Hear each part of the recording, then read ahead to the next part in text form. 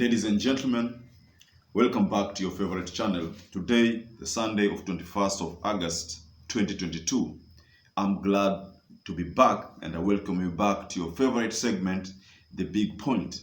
So, a quick recap on yesterday's last analysis. So, I shared with you an audio that has been doing the rounds on the social media platforms regarding some of those events that could have happened behind the scene. So, I felt that you being my worthy audience, my worthy viewers, it was good to share with you. Now, this Sunday, I'd like us to go straight to a tweet that AhmedNassir posted in his Twitter handle that has caused a lot of mixed reaction. But before we delve into that tweet, I would like to share with you 4 tweets which are going to make a bigger impact in our today's analysis. Now, these are the tweets, ladies and gentlemen. First, there is a tweet that was posted. Allow me to share with you a tweet that was posted about 2 days ago by Donald B. Kipkorir. So, this is what Donald said. As CJ David Maraga asked, I think he is referring to a previous ruling on 2017. As CJ David Maraga asked, when you go to a polling station, you are given 6 ballot papers. How do you explain 2.5 million votes for winning governors in Mount Kenya and 3 million votes for a presidential candidate? Where did 500,000 governors' ballot papers go to? Ladies and gentlemen, it is a very tricky question, but that question could have been sent to the defendants. How do you explain mixing 500,000 votes? Let us proceed to another tweet from a Twitter handle by the name Nafis Muhammad.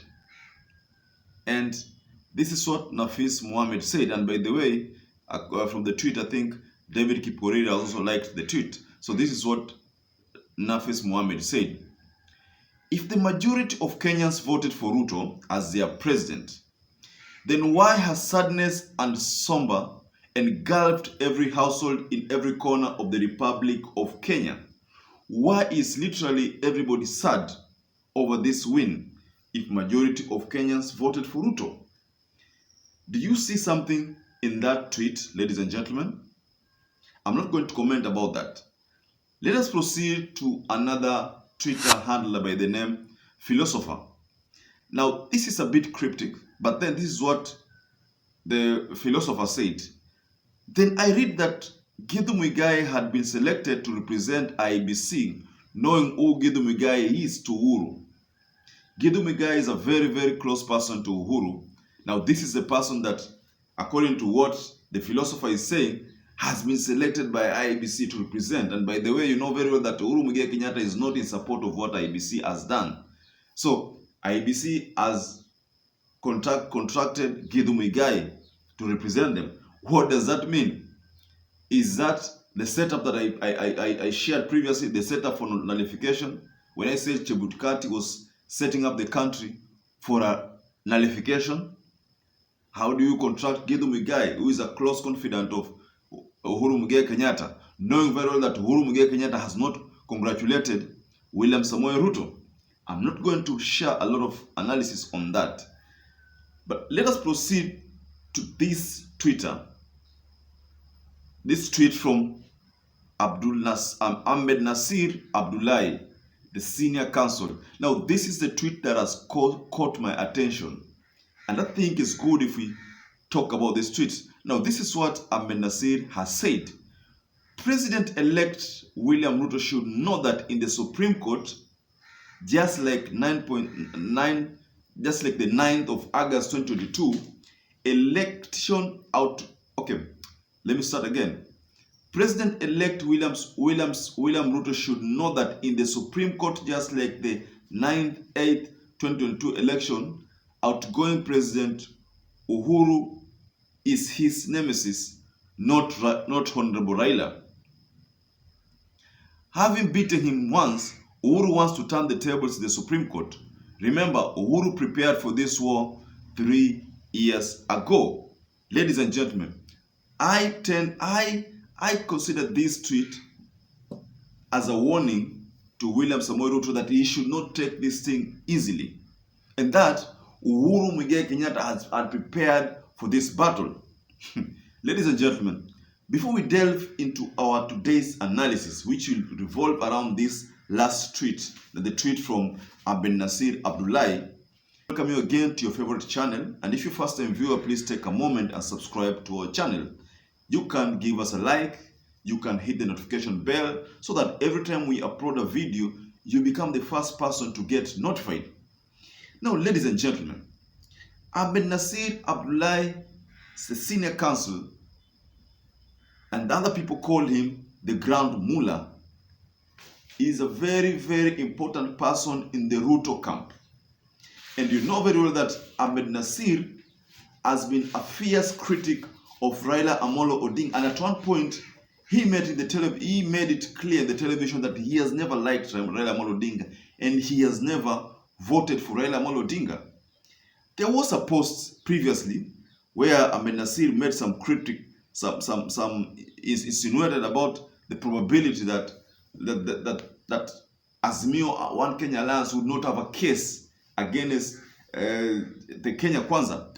But from this posting, it is a clear indication that AhmedNassir is beginning to have a soft stand in this issue, because he has realized that this is not a joke anymore. Because initially he was treating it as something very little, very light. But I think according to the evidences that he has been seeing circulating, according to the way the 4 dissenting IBC commissioners stood their ground without fear or intimidation, AhmedNassir has begun to realize that this is no joke anymore, and that the courts can decide to nullify this election. And mind you, ladies and gentlemen, there was an article that was posted, and I think I saw this even in the television, that I personally didn't know, because I'm not a lawyer, I'm not an advocate, but it was brought to our attention that the courts can indeed decide on who the winner is based on the evidences, based on how Azimio One Kenya Alliance and any other body that is contesting this election demonstrate to the judges. It depends on how the demonstrations will be done to the judges. I'm not going to talk about these things again, because I already talked about them in my previous videos. So you can refer to them. You can get some insight onto what probabilities I gave regarding what the courts can decide to do. I cited somewhere about Supreme Court options. Just go to that video and you'll get more details on it. So AhmedNassir, after posting this tweet, and many people shared, I think many people went through this tweet. It was posted on the 20th of August, 9:52 p.m. That is yesterday.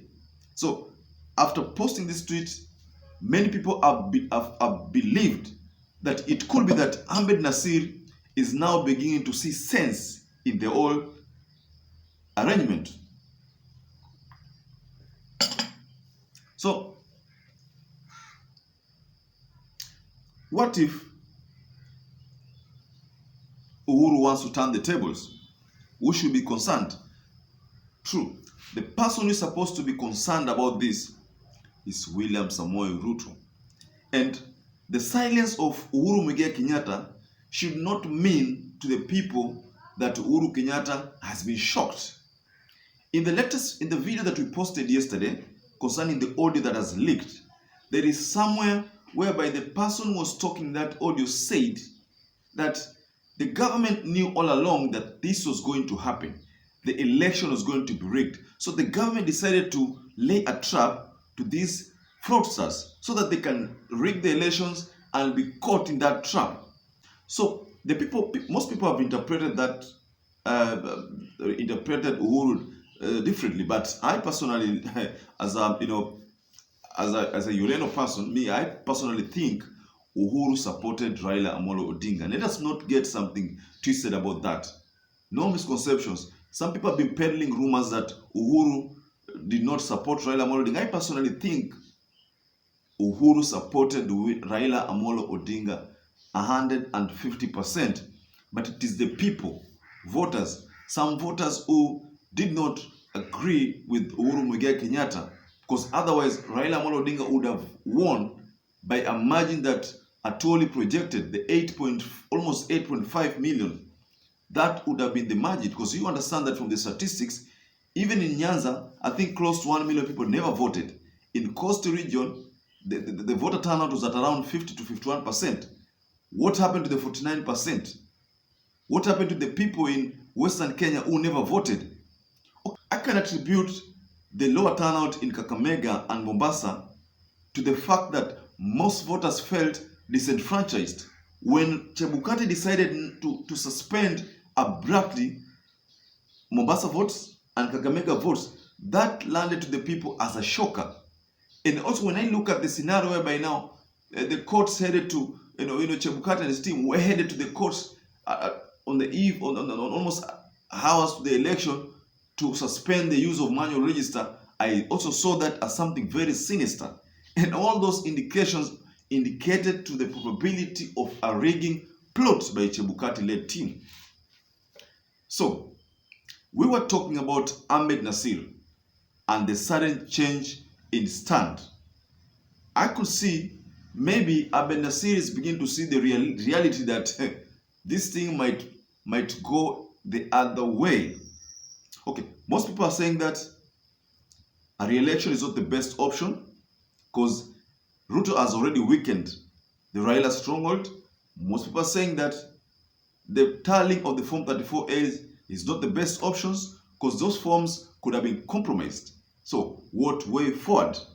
Now, ladies and gentlemen, I'd like to give my closing remark. And I think AhmedNassir has begun to see sense, because initially he portrayed himself as a tough, no-nonsense person and someone who was hell-bent in making sure that Raila Amolo Odinga does not ascend to power through each and every means.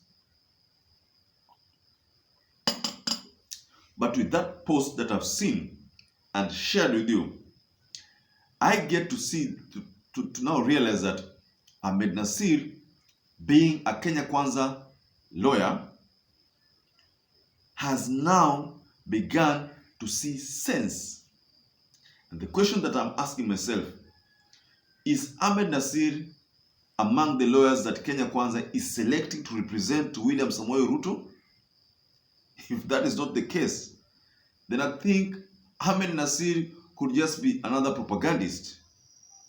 Ladies and gentlemen, allow me to wind up there, but I would like to encourage any viewer, any regular viewer, any first-time viewer to please subscribe to our channel and continue supporting us, because without your support, our channel cannot grow. But because you've been supporting us, we thank God, and I thank you so much that our channel has grown to around almost 6,000 subscribers. I'm so grateful for that, and I still urge you to subscribe, because I'm on a road to 10,000 subscribers, and I believe with your support, we can achieve this in less than a month's time. Ladies and gentlemen, stay safe, stay blessed until we meet again. Bye-bye.